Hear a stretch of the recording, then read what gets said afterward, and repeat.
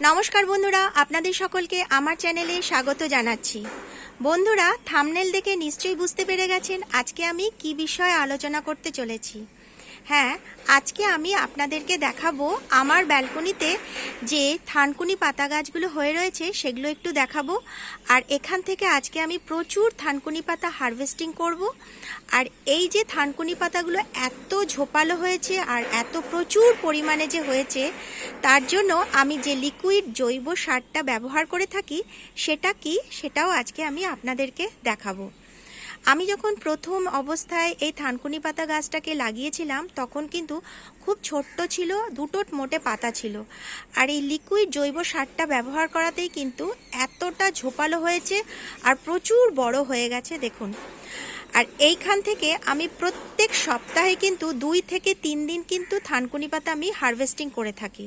তারপরেও দেখুন কতটা ঝোপালো হয়েছে, প্রচুর থানকুনি পাতা কিন্তু হয়েছে। আর দেখুন এখানে কতটা লতিয়ে নিচের দিকে নামতে শুরু করেছে, দেখুন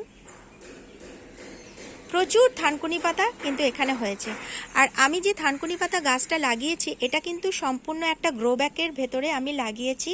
আর শুধুমাত্র মাটি আর গোবর সারই ব্যবহার করেছি, আর এখানে কোনো রকম সার কিন্তু আমি দিইনি। আর যে তরল জৈব সারটি দেখাবো সেটাই কিন্তু আমি সপ্তাহে 1 দিন করে এখানে দিয়ে থাকি। তাছাড়া কোনো রকম কোনো সার আমি আর ব্যবহার করি না। এই থানকুনি পাতা কিন্তু আমাদের পেটের পক্ষে খুবই উপকার। অনেকে খালি পেটেও খেয়ে থাকে, অনেকে ভাতের সাথে থানকুনি পাতা বেটেও খেয়ে থাকে। খুবই উপকারী একটি শাক। তো বন্ধুরা, আজকে চলুন আমি আপনাদেরকে দেখাই কি তরল জৈব সারটা আমি দিচ্ছি, সেটা আমি চলুন আপনাদেরকে এবার দেখাই। গ্রো ব্যাগটা ব্যালকনির ওপর থেকে নামিয়ে নিলাম। এতে আমার কাজ করতে যেমন সুবিধা হয়, আপনাদেরকে ভিডিওটা করে দেখাতেও আমি পারবো ভালো করে। তার আগে বলবো, আপনাদের যদি আমার এই ভিডিওটা ভালো লেগে থাকে তাহলে অবশ্যই একটি লাইক, সাবস্ক্রাইব ও শেয়ার করে দেবেন। এইবার আমি এখান থেকে প্রচুর পরিমাণে থানকুনি পাতা আজকে আমি হারভেস্টিং করব। আমি এইভাবে কিন্তু ব্যালকনি থেকে প্রত্যেক সপ্তাহে 2-3 বার কিন্তু আমি প্রচুর পরিমাণে থানকুনি পাতা পেয়ে থাকি।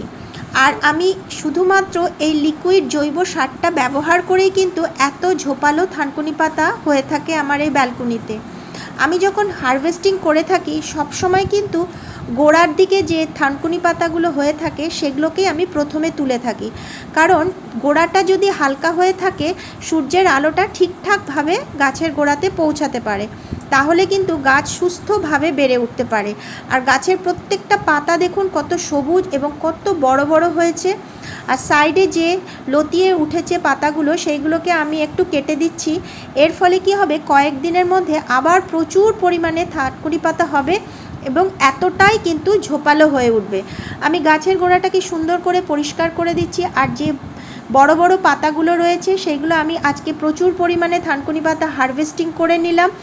দেখুন গাছের গোড়াটা কত হালকা হয়ে গেছে এবং সূর্যের আলো দেখুন ঠিকঠাকভাবে কিন্তু পৌঁছাতে পারছে। গাছের গোড়াতে কিন্তু সবসময় সূর্যের আলো যদি ঠিকঠাকভাবে না পৌঁছায় তাহলে কিন্তু গাছ একদম ভালোভাবে বৃদ্ধি পায় না। দেখুন আজকে কত থানকুনি পাতা আমি হারভেস্টিং করেছি বন্ধুরা। এই রকম থানকুনি পাতা কিন্তু আমি প্রত্যেক সপ্তাহে 2-3 বার করে এই গ্রো ব্যাগ থেকে পেয়ে থাকি।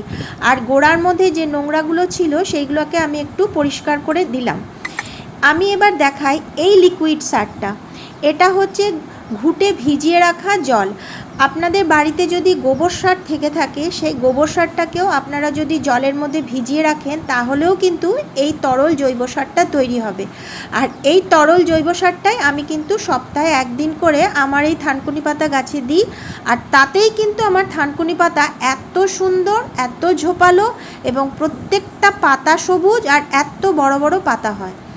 আমি এই সারটা ব্যবহার করার আগে সব সময় গাছের গোড়াটা হালকা করে নিই। আমি যে কোনো সার ব্যবহার করার আগেই কিন্তু গাছের গোড়া হালকা করে নিই। এবার আমি অল্প অল্প করে চারিপাশে অল্প অল্প করে দিয়ে দিচ্ছি। এর ফলে কি হবে, শিকড়ে খুব সুন্দরভাবে এই জলটা পৌঁছে যাবে।